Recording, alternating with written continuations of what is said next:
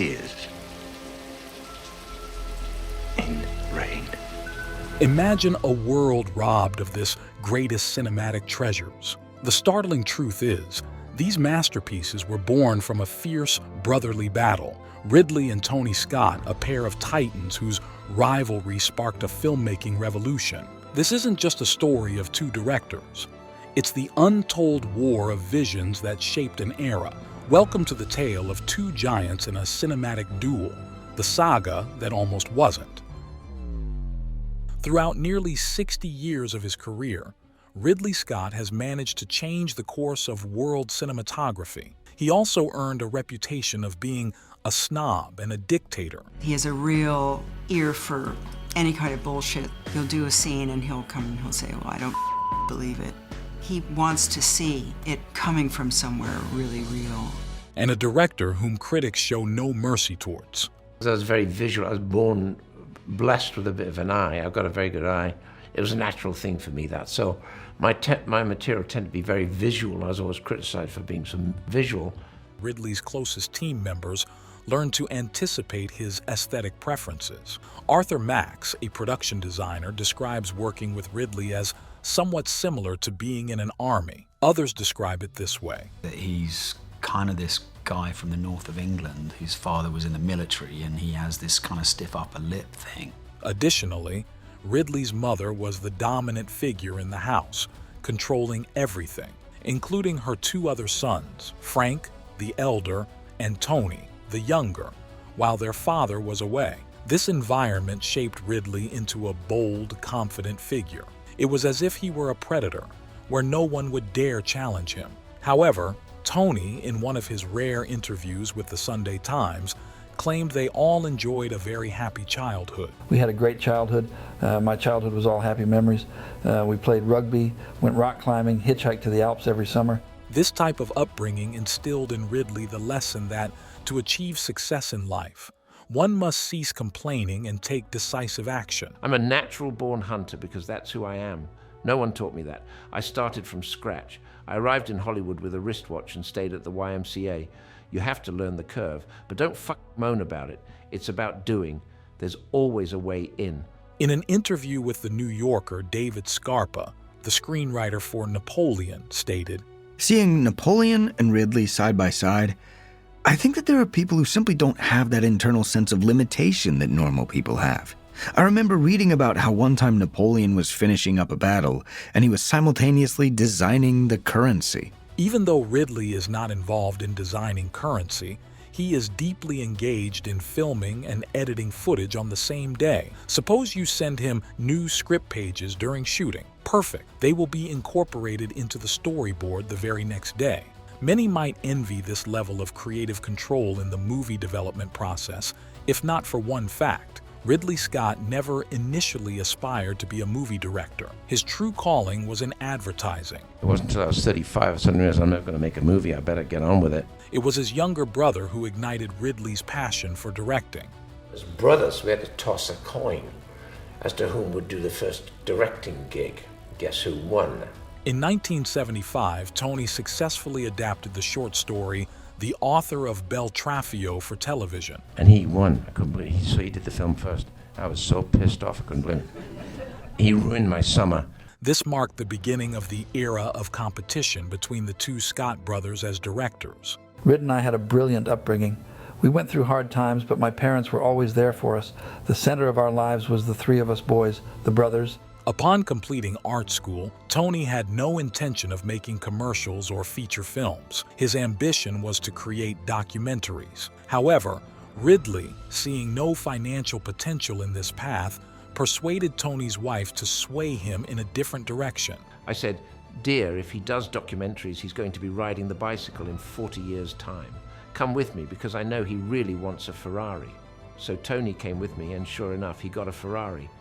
Each in their own Ferrari, they blazed through Hollywood streets. In 1979, Ridley shook the world with Alien, while Tony made a sensational debut in 1983 with the erotic horror The Hunger, starring the iconic David Bowie and Catherine Deneuve. Then came Top Gun with Tom Cruise and Beverly Hills Cop in 1986 and 1987, absolute blockbusters. Ridley fired back in 1991 with Thelma and Louise, redefining the damsel in distress trope. Tony upped the ante with Crimson Tide in 1995. Ridley struck again with G.I. Jane in 1997. Tony's Enemy of the State in 1998 championed cinematic justice. In 2000, Ridley's Gladiator revolutionized filmmaking yet again, but Tony wasn't far behind, captivating audiences with Spy Games in 2001. The list of their cinematic achievements could stretch on endlessly.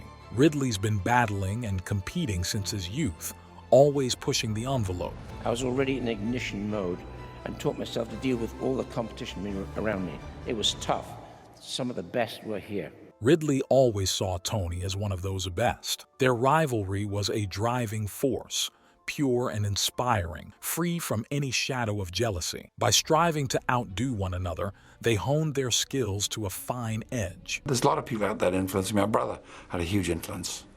Ridley's a little older than I am, and I helped him make his first movie when he was at art school, and he helped me make my first movie. Tony consistently challenged Ridley with their intense sibling rivalry. He was Ridley's second engine, driving him to create movie magic like never before. Ridley loves to see me do well, and I love to see him do well. He really is a master of creating worlds that are utterly absorbing, utterly believable. Ultimately, Ridley surpassed his brother in creating hit movies. Gladiator won him an Oscar for Best Picture and was one of his 3 nominations for Best Director. As for Tony, chasing Oscars was never his thing, and it really didn't bother him. Everything I do is very solid. I think what's most important to me is that people pay me and give me the budget to support my habit, which is trying to touch different worlds and show people these worlds. Tony shared a similar attitude towards critics who often criticized him for prioritizing aesthetics over narrative. Ironically, this shared resilience against criticism was perhaps the only common thread between the two directors. Ridley makes films for posterity. His films will be around for a long time. I think my films are more rock and roll. I experiment more. Rid was always very classical, whether it was paintings or film. In Hollywood, it's rare to find a place under the sun where your latest masterpiece is met with eager smiles. Here, you need to bare your teeth and stand firm for your work and ideas. Ridley has notably mastered this art of resilience. So I was always getting criticized by the critics, and I said, well, hang on, it's not a radio play, we're actually dealing in pictures. So if the picture is a narrative, that's good, right? From the start, Ridley's stance was clear. He couldn't care less about critics' opinions. I'm the biggest critic that I've got. I'm the hardest critic on myself that I've got. When I finish a movie and I look at it and I say, I did a good job or not, that's it, I move on. I fundamentally never read my own press, ever, ever. Rule number 1, ever since Legend. Eventually, he bluntly told the critics to back off. So it's a very realistic film. It looks more realistic than Kingdom of Heaven or Robin Hood, if we're talking about your...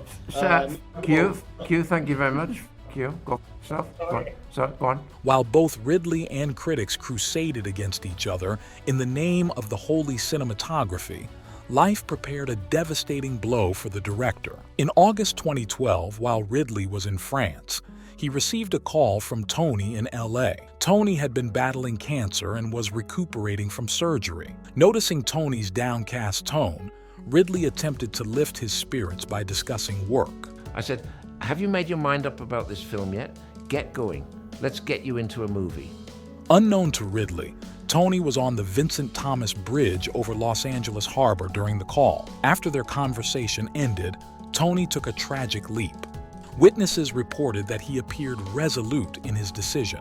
Hours later, his body was retrieved from the canal. A suicide note was later discovered, revealing the depth of his struggles. The second engine had tragically shut down. Tony and I were very close. The space he occupied in my life remains quiet, yet to be filled. Scott closed his offices for several days. For the remainder of his life, he battled depression, referring to it as the Black Dog.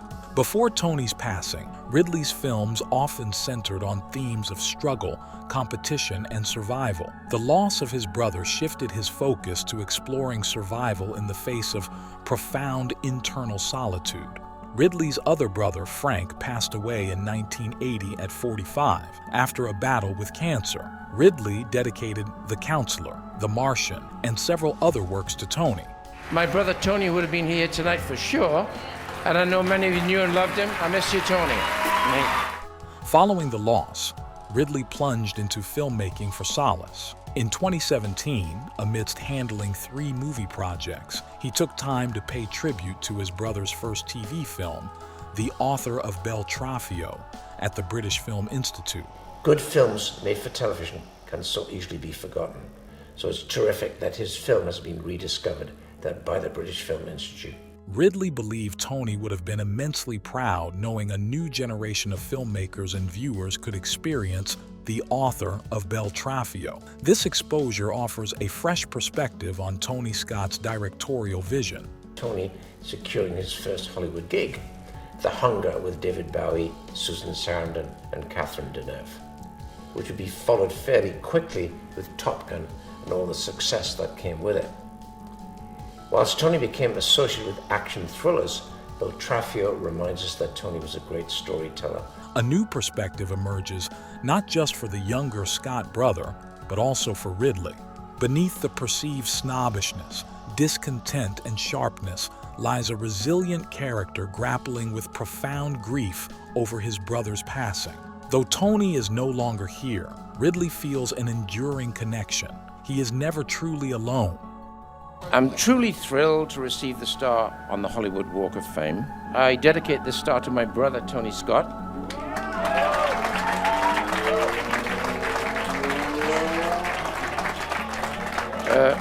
Always my buddy and my partner. I share this star with him because I know he's watching.